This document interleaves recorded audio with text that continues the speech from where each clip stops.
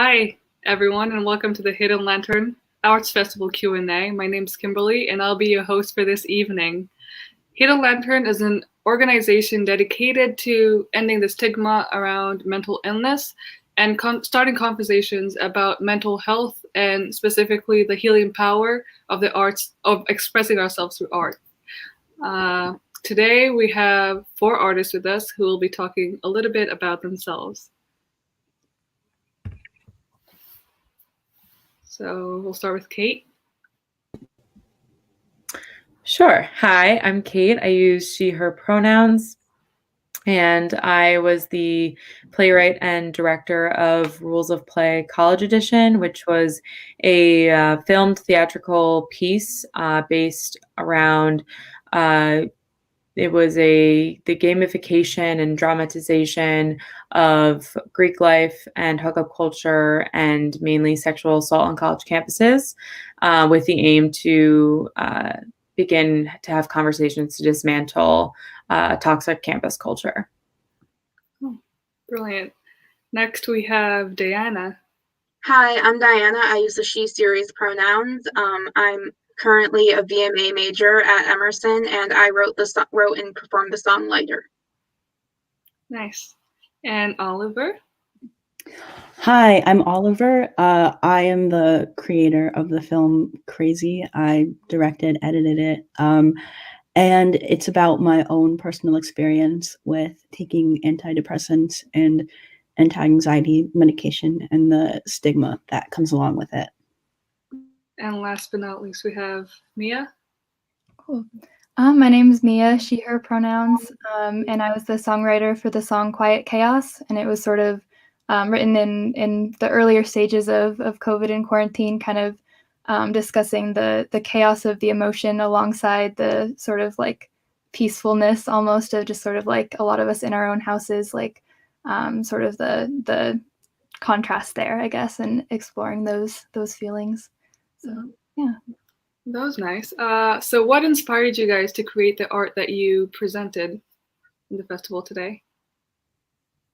I can go. I personally felt really compelled to write this song because it was about getting out of like a very toxic friendship, and I feel like people often prioritize other people's mental health instead of our own. So like you will always be there for someone, but you might not always be there for yourself in the way that you are there for other people. And this was a song about kind of like reaching my limit and finally allowing myself to be like to prioritize my own mental health without and trying to like finally like I guess be selfish in like a really gratifying way.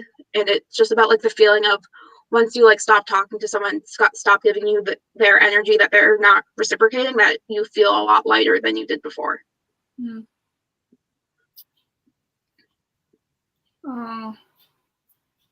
Anyone else?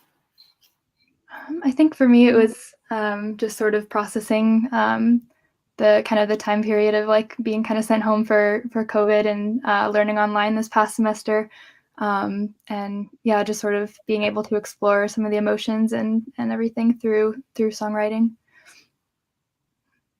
So what inspired either or any one of you to submit your art pieces to Hidden Lantern?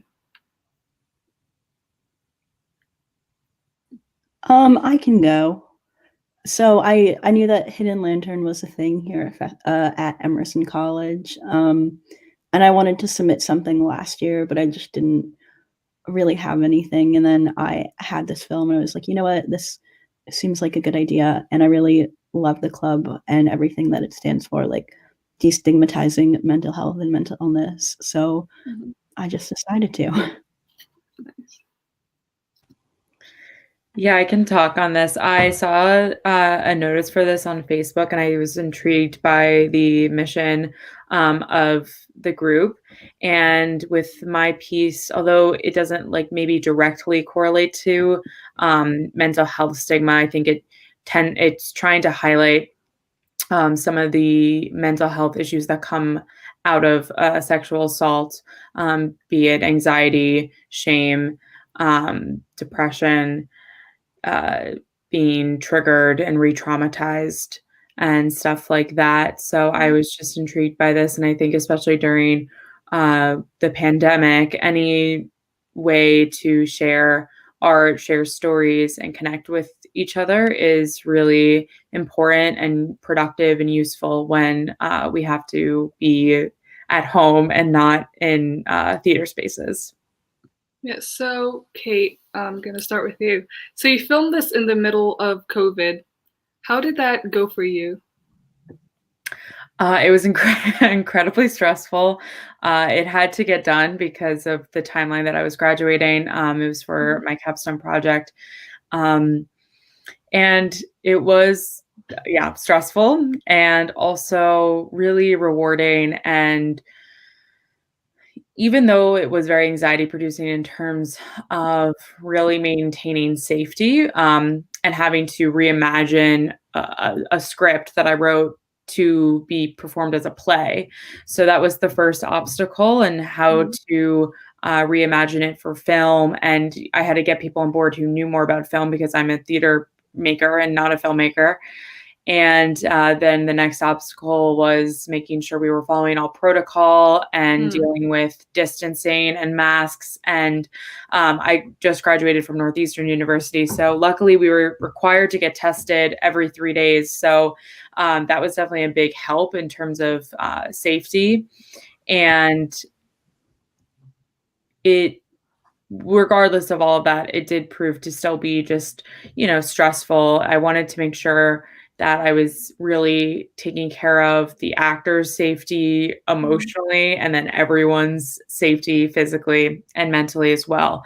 Knowing that it's a pandemic, and at the end of the day, making a piece of art is important, but mental health and sanity is more important. So really trying to communicate that in the room. But beyond that, I would say it was really a nice way to get back in touch with collaboration and connection with other human beings. So that was the big positive of it. We all met in a room. There was 10 of us who worked on it, and we got to just connect and collaborate with one another, which was something that I was really missing and have missed. We filmed for about a week, and so stressful, but very rewarding. So you mentioned that this was born from your senior thesis. So what was the writing process for you like? It was interesting. So it was a part of my senior thesis. So there was a research component to it. And basically my research paper was arguing that plays that try to change rape culture, or, paint a story about campus culture that were psychological realism, failed to really dismantle the problems because they, either romanticize the trial portion or pointed fingers at other people. So it in turn reinforced the status quo. So I argued that the play needed to be written using a feminist Brechtian model. So that was the one part of the research. And then I took a playwriting class a few years ago where I wrote a 10-minute play. And that's kind of where it flourished out of. So I wrote that 10-minute play, and then I just continued to write. And then once I figured out that COVID was going to kind of change my plans, I was originally going to do this in the spring, but with the pandemic, I had to do it in the fall. So that really just ramped my process up. But I would say it was an intense process. I was I am a sexual assault survivor, so I had to make sure I was giving myself enough distance to the material. So that was definitely a big turning point in the writing, especially when I started to write. I think at first I wrote a story as myself as the main character, and I was trying to speak from a place knowing what I know now. And I had to use some distancing mechanisms to make the character a character, which I think really helps in the writing process. That's incredible. Well, I'm glad we were able to see your piece, and I'm so happy that you were able to get through all this that was happening the whole year, to be honest. Thank you. Yeah. So Diana, what was the process of writing your song like, especially with COVID?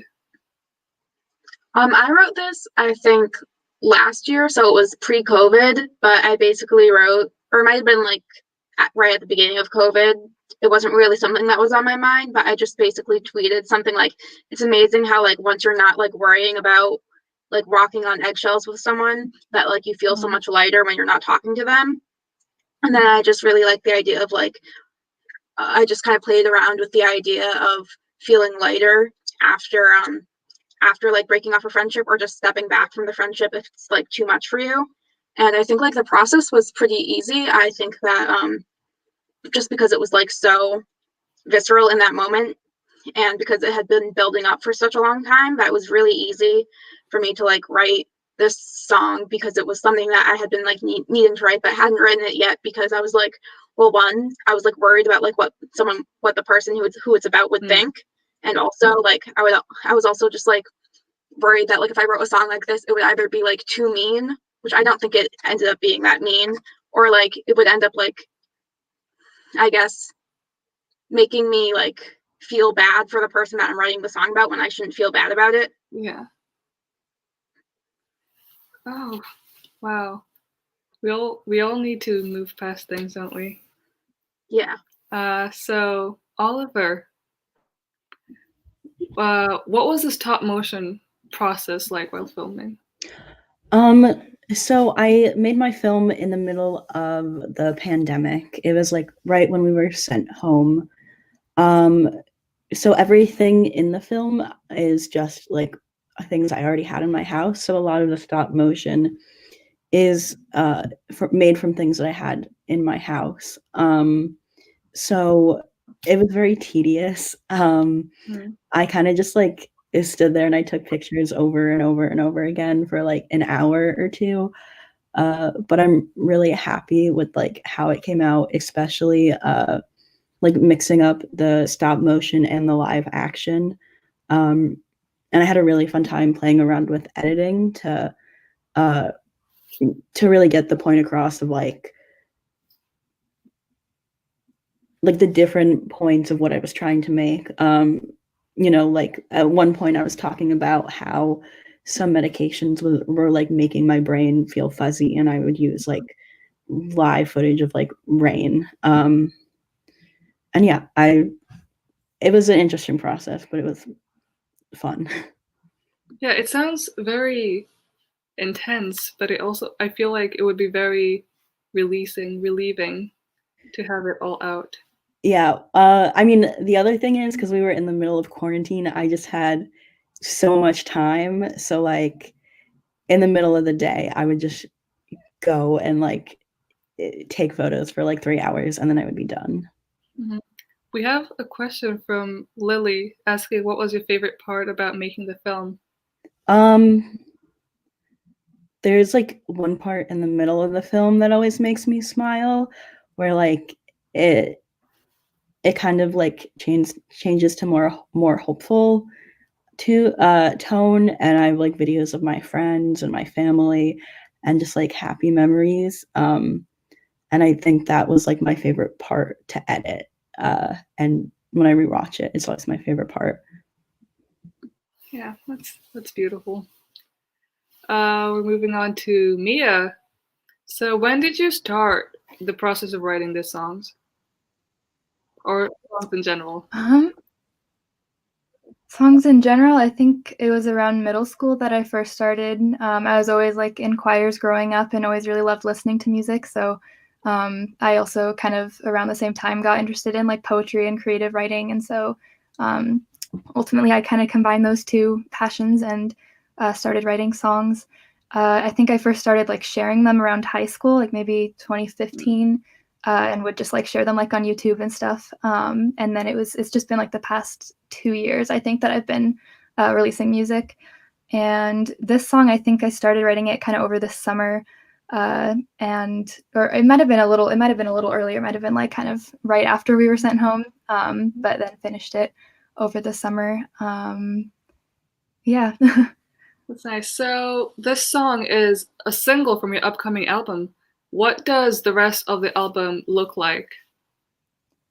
There's definitely a fair amount of like COVID related or like isolation related songs. I try not to make them all about the same thing, even though that was certainly something that took a lot of like processing and took up a lot of my emotional energy these past I guess really this past year.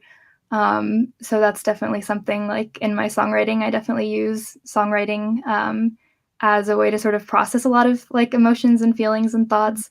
So that's definitely a theme. Is just sort of the isolation and the idea of like moving back to my house and like the silver linings of like being with my family and having that time that I didn't know that I was going to have here again, and sort of the pros and cons of that, the hardships and the benefits, and sort of processing that and trying to figure out like I have one line in one of the songs that's like centering myself in a worldwide narrative, is it imperative? And that sort of sums up a little bit of that journey of just trying to figure out like centering myself both like in a sense of like trying to be in the moment and like get myself together, and also centering myself as in like how do I process like my place in all of this, where like I'm very privileged in a way of like being able to work from home. My whole family is able to work from home, and also feeling like should I be doing more? There's like other people that are like not that don't have this privilege. Like how it's such a weird thing to know like how to help. So I think that sort of sums up some of the themes. Definitely like isolation was a big theme, and sort of social anxiety is something I struggle with anyway. So being isolated by the world and the state of the world, in addition to just my own usual habits, has been really interesting to process. So yeah, I think that sums it up. It'll be out, I think, January, if not early February, or one of those 2 months. Oh, that's nice. We should all look forward to it. Do you want to plug a social media platform people can find you? Yeah, I'm on social media as Mia Stegner. And my website also is miastegner.com, and I have a newsletter that you can sign up for through my website if you're interested, and I'll definitely send an announcement there once I know the exact release date and stuff. But yeah, thank you. So would you want to talk about the piece that you submitted a little bit more? Sure, yeah. It's called Quiet Chaos.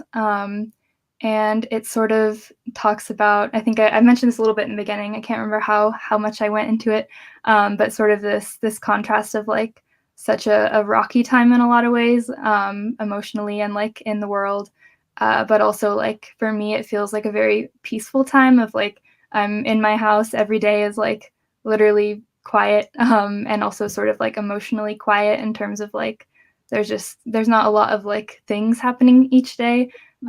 And that's been the same as like March. So it's this sort of, it's kind of like feeling like you're in the eye of the storm, which is something I kind of play with that idea in the song, of feeling like there's like all this stuff swirling around you, in terms of like the world events and the stuff with like the protests this summer, and just sort of ongoing like injustice and chaos in the world, with also this feeling of like barely ever leaving my house and like kind of feeling like I'm experiencing it like looking through a window. Like it feels very like separate. It's all like through scrolling through social media, watching the news, and it's just a very strange time, I guess, and figuring out like your place in that and how to feel about everything and how to sort of stay in the moment and take advantage of like the peace in it, while also continuing to like be engaged in whatever way you can, is sort of what the song is about. Yeah, and trying to kind of play with those themes musically too, of like kind of balancing the peace with the chaos and the swirling feeling of it all. So yeah, it was a fun thing to write for sure. I'm happy with it. So Well, I'm happy too. thank you. We're gonna go back to our other singer-songwriter, Diana. So what is your piece like? What did you want to convey with it? I think my piece, like, like in a very short sentence, is about like letting go of a friendship that's toxic for you, but also like allowing yourself to like still think that the friendship was important to you. Because I feel like a lot of times we're like cut toxic people out of your life, which is true, but like we also don't talk about like, one, that's hard because like even if they're toxic, they're still important to you, and two, like you don't have to like be like very cutthroat about it. You can just like you can like distance yourself from them while still being like there for them when you feel like you can be there for them, and you can hopefully that they do the same for you, and you can kind of, it's about stepping back from a friendship that was toxic, but also like still being friends with them despite everything they've done to you, because like they're still an important figure in your life, but you just need to like center yourself more than Yeah, you so used to this center is them. a more personal piece. So how do you think that it helped you? I think it was really helpful because I had like all like this, I feel like when you're friends with someone and like that is toxic, you have a bunch of built up resentment, especially if they're like the kind of person that like you don't feel like you can talk to them about the problems that they have. So I felt like it was really nice to like just put everything out there and like do it in a way where it was like in a creative and healing way, where you just felt like so much better after it was written. It was like this very visceral feeling of just being like having like the weight lifted off my shoulders once I wrote it. Yeah, we have a question for Mia. Do songs come to you all at once or in little ideas you piece together? Um, I would say more little ideas than all at once, but sort of in between those two things. Um, Definitely like it'll usually start with like one lyric or like one line, and then sort of the rest of it will come together around that line. And sometimes it feels like very natural, and other times I really have to like force it almost, or I try not to like feel like it's forced. I try to kind of give it space when it doesn't come too naturally. But I think it depends a lot on the song. But I would say sort of little ideas either that I piece together or that I like take one of those little ideas and try to then build something more consciously around that once it kind of comes into my head. So yeah, it's a good question. I don't know for sure if that answers it, but yeah, balance. To Kate from Logan, what drives you to write this for the stage as opposed to for this screen, or do you do a little bit of both? I definitely work for the stage just because that's what I know. I've done theater my entire life, so that's definitely where I feel more comfortable with. But doing this piece as a film allowed me to open my eyes to different possibilities and different ways to potentially propel the piece into the future. Because there's a lot with film that you can't do on with plays, like stopping and cutting to somewhere else, which helps a lot in a lot of different ways. So I definitely have more knowledge of theater, but I'm definitely open to exploring how the two can intersect Yeah, into the future. from Julie or from Mia, what artists inspired you to start music or continue making music? I think the first one that comes to mind, because I kind of started like in the YouTube world, was like Dodie Clark and Tessa Violet, or like Gartland also, and they all continue to be inspirations. I think they're kind of the first few people that I can really trace back my own interest in songwriting in terms of like the initial spark of inspiration. Now I think I get a lot of inspiration from Fiona Apple. Also, like Regina Spektor is someone that like people compare me to a lot. I really love her work. Yeah, I think those are the main few. But it's definitely sort of a little bit of everyone. Sometimes it's like a specific artist like will really inspire me, and other times it's a specific song or just sort of like an idea. So it can be inspiration from a lot of different places. But yeah. This question goes to all of you. So how do you navigate the distancing process when creating if a challenging topic inspires you for work or your work?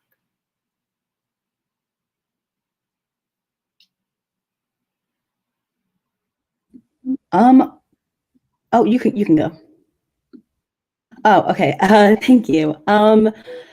So a lot of my work is inspired by challenging, difficult things in my life. And as a filmmaker, one thing I do is I don't write myself as the main character. I still get attached to the main character, but when you write yourself as the main character, things like become too painful and you can relive that trauma. And when you're working on your, like a film for me, I, when I'm writing, like just taking a step back and taking a deep breath. Because a lot of times I'll like get so into it and I'll be working and then I look up and I'm like, oh my God, like when did the sun set? So it's definitely important to like take a break and ground yourself, which is like a therapist word, but it is important. So we're all of you are writers in different vocations, but how do you separate yourself from your work? How do you make sure that you don't get too involved in it, that it takes away from your mental health or makes you drained and physically incapable?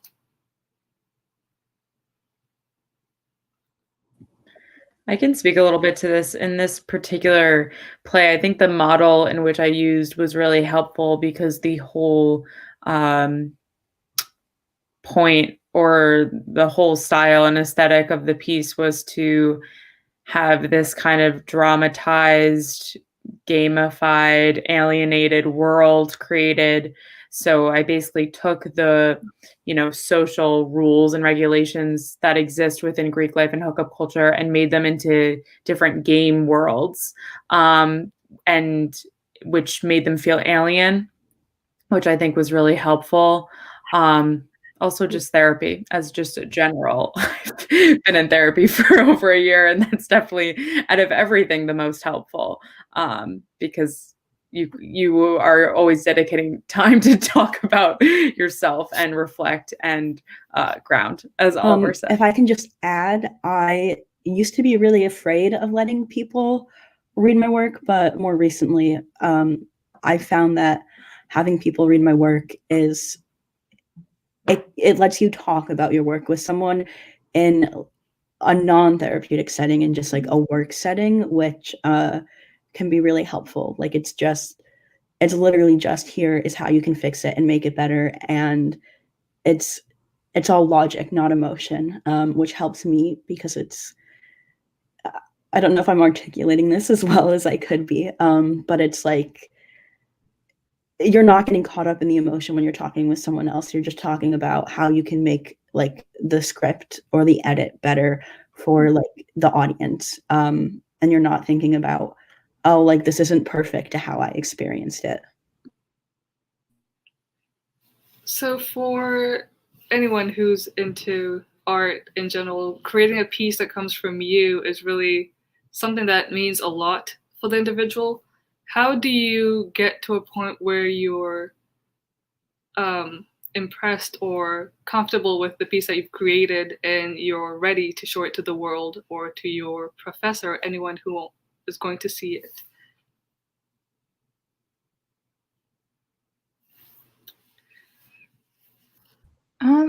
I'll try to speak to that. I think it's something I'm still working on. Like I'm never completely comfortable with it.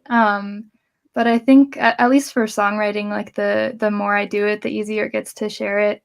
I think part of that is just like it took a while to like get used to the sound of my own voice and like be comfortable with that piece of it, in order to even start like recording things at all. And then in terms of sharing it, like it can be tricky because like I'll try not to let it affect my work too much, like thinking like, how will people interpret this? What are people going to think of me kind of thing. But that's also something that I try to be somewhat cognizant of, especially when I'm writing about mental health. Like if it's too sad or something, like if I'm trying to like write a song about like my depression or something that sort of doesn't put positivity into the world the way that I would like it to, I'll sometimes like get frustrated at myself and like try to put a more positive spin on it.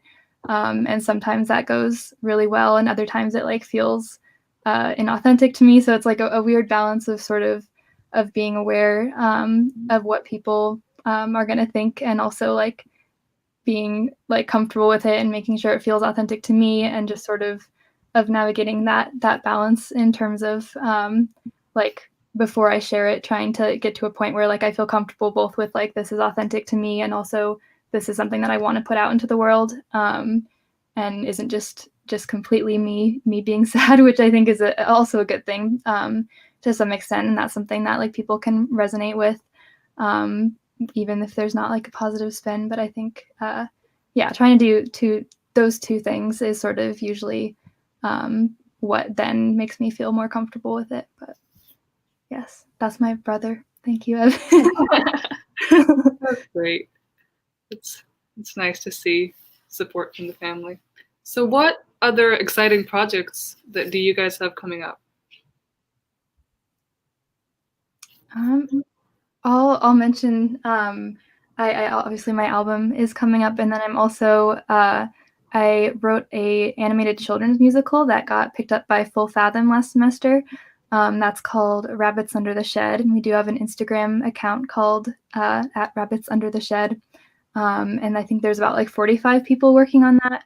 And so that's been a big project this semester, and that's also similar time frame of like late January, early February. I'm really excited about that. So, yeah. There's a question for Oliver. Have you done comedy?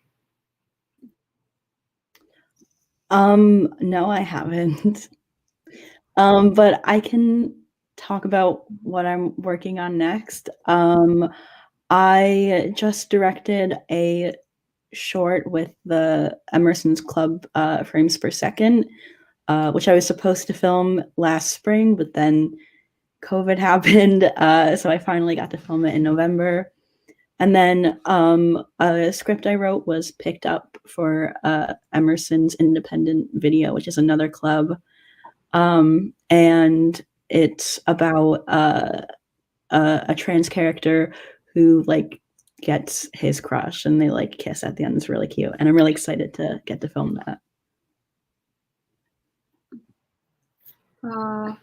Yeah, I'm gonna ask again. Any upcoming projects from the rest of our beautiful artists? I'm really excited to just keep working on rules of play in terms of advocacy and programming. I had the first streaming period in mid-November, and in that week, I also talked to over 60 fraternity men about consent and how to have healthier and more pleasurable hookups. And I hope that in the next few months, I can really continue to workshop the play and then create more programming to have this more streamlined and to have conversations to make to affect change. I'm not really sure what's up next for me. I'm always like going to be writing, but I'm not sure like what exactly I'm going to be writing about, and there's nothing like specific. For my feature writing class, I did start a feature film script, which is like a third or like a quarter of the way done, so I might finish that. Mm-hmm. So this is the end of our Q&A. It was really nice to have you guys here. Thank you so much to everyone who tuned in for the Q&A, and thank you for the artists for taking the time to share their work with us and talk about it. For more information about Hidden Lantern, our website is in the description below, along with a list of virtual mental health resources free for you to view. Thank you again, and have a great time. Before we close, the festival will be made accessible as a VOD for 24 hours after this, and it's going to be visible at the Hidden Lantern channel, the YouTube channel that you guys are viewing this on. Thank you, and have a good rest of your holidays.